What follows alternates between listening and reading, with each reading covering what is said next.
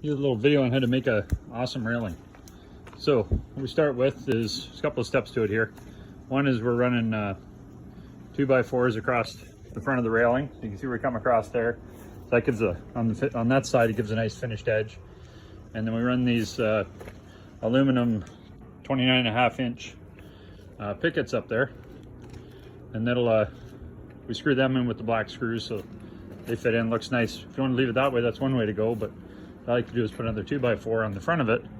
So it gives a nice finished look. We never have to worry about those screws backing out, and it stays solid. You can run into that from either side and it's good.